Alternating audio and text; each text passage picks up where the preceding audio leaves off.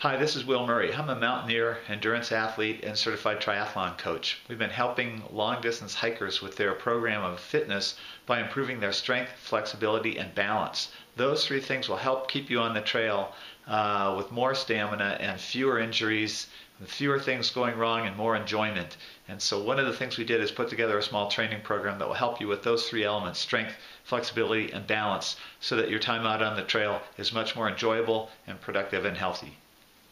Before you start, you want to foam roll out your back and activate your neuromuscular system. Just a few 4 or 5 back and forth, nice and slowly on the foam roller is a great thing to do to get you started. Your back. This massage stick also helps activate your system and get you ready for the things to come. Also use this between every set. You do a set, then you activate by the foam roller for the muscles that you just worked for the next set. The first set is going to be a set of squats. These are great exercises. They work a lot of different things. Very helpful. King of exercises, some people call them. So keep your back real flat. Keep your knees back from preventing going forward of your toes. Here I'm using a little balance assist for that. And go down to about 90 degrees. Keep your weight on your heels. That will keep your knees from going forward. Do about 2 seconds on the upward and about 4 seconds on the down. Here's split squats, great for balance.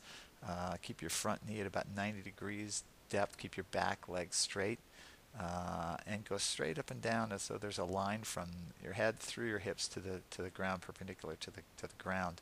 Um, and 2 seconds going up, about 4 seconds going down, and keep your back nice and straight.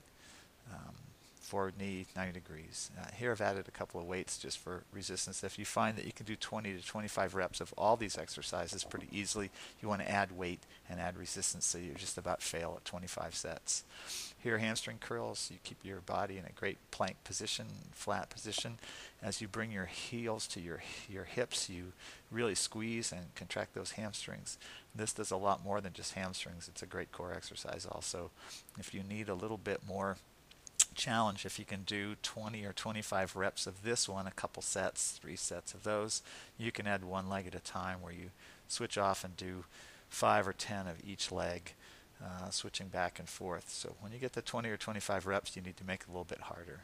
Stiff-legged deadlifts, great exercise. Keep your back flat, slight bend in your knee.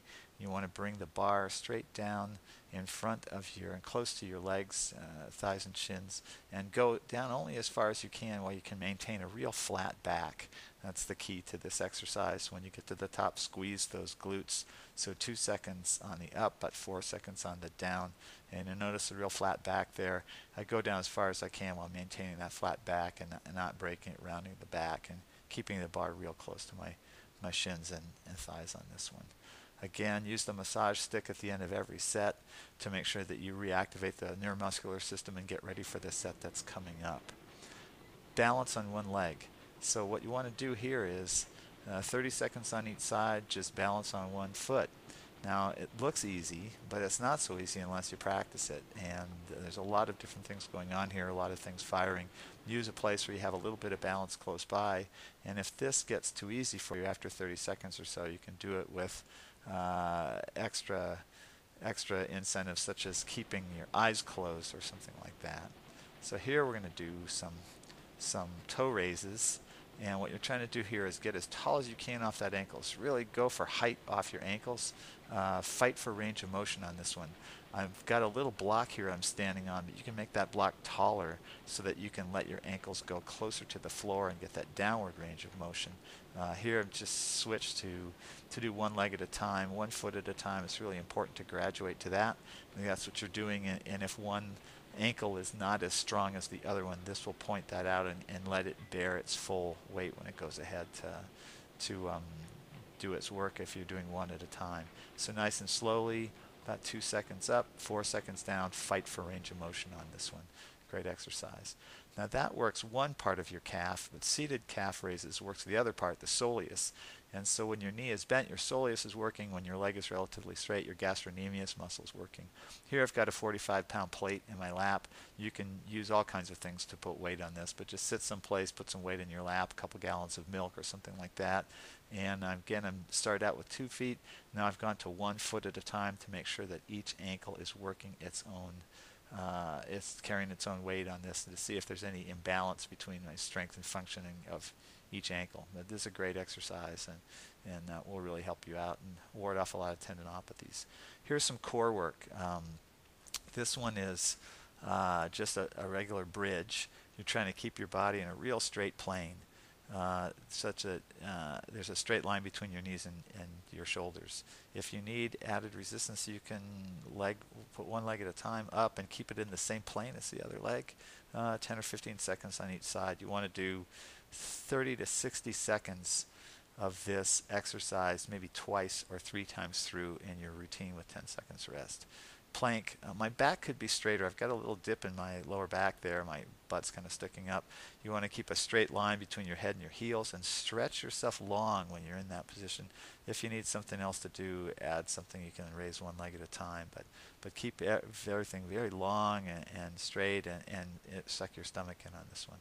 Again, here I've got the tiger tail.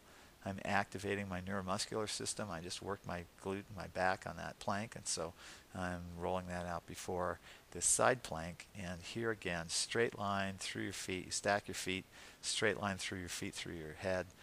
You can do little things like add some balance element like that. But in this one, the main thing to think about is not having a sag through your hips. You want to keep that in this case, that upward hip up a little bit, to make sure that you're in a nice straight line. 30, 60 seconds on each side, couple 3 times through with a few seconds rest in between. Later on, you can add in some balance elements. Here I'm up on my hand, still feet stacked, straight line, doing some twists here to add a little balance element. So you can always sort of make it a little more interesting as you go along. This is a great exercise for the glute mins. You get a nice plank on your knee. And then 10 reps of each exercise, up and down, side to side like this one, and then forward circles, and then backward circles, 10 of each on each side, once or twice through. That should give you a pretty good burn in your hip area and your gluteus minimus area. It's a pretty good spot for you to work on. Medicine ball twist. Sit up nice and tall. Hold a medicine ball out straight from your shoulders and keep it in that same plane. Twist back and forth. Try to get range of motion on each side. Nice and controlled. Contract your abs when you're doing this. This is a great exercise and nice and tall. Dave Scott, 6-time Ironman winner, sort of put this one out there about keeping your fingertips along the floor as you do your crunches. It will activate a lot more muscles. There's a lot of abdominal exercises, but what all of them should be doing is trying to pull your sternum straight to the ceiling rather than just curl your spine in. Pull that sternum up. This is another Dave Scott exercise. Put your feet up on the floor, slide your fingers along the floor, feet up on the wall, sorry about that.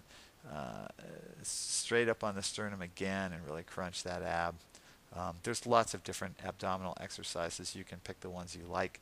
20, 25 reps, 3 or 4, 2 or 3 sets. This one, I am trying to go sternum straight to the ceiling again. I'm getting a full range of motion on the back side. See, I'm really curving my back so I can really stretch out those ab muscles in between. Putting your hands over your head like this adds some resistance. So when you get to 25 or so reps of this one 3 times through, that would be great. This one, just balancing on a football. Have something to grab nearby and get in a ready position as though you were going to catch a softball or catch a basketball or volleyball, and balance on your knees. This fires a lot of different things. It gets pretty good core work, and it's a great exercise. Again, here's another crunch from just trying to get my sternum up towards the ceiling is the main thing I'm doing here. Good balance and strengthening exercise for your ankles especially. Have something to balance next to you on this one. Stand on some kind of an elevated box or something like that. Keep your hips level with the ground. I don't want to see you dropping your hip on this one. And it's really about strengthening that ankle. Just not quite touch the floor on that one. So 20 to 25 reps per set, 3 sets, perfect form, 2 seconds on the up, 4 seconds on the down, 3 times a week. Do this for 2 or 3 weeks, and then we'll go on to the advanced course next, which we add some things in. Thanks for watching. Give us a call. Thanks. Bye.